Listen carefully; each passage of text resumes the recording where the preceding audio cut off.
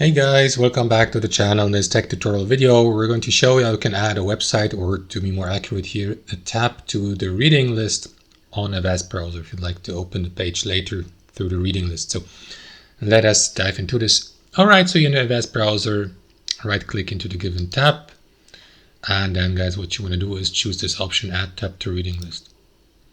Now, as you can see, it doesn't work for any tab, because if I access the settings, the browser settings here, this option will be grayed out. So yeah, make sure that the page you visit has also some readable content. And then guys, you may access the reading list here by clicking into these three dots here, for example. And actually, you will need to add the reading list to your tab. To your toolbar here at the top, sorry.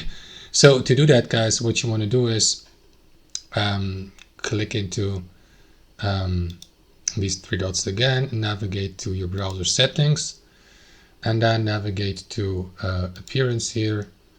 And what you want to do next is click into customize toolbar. And now you can enable the reading list from that menu. As you can see now, if I enable it, it will appear here. And now you can access it. For example, you will see all saved pages to your reading list here. You may mark them as read or remove them. So let me remove it from the reading list. That's how it works. So thanks for watching. Hope you enjoyed it, got some value from it, and we'll catch you later.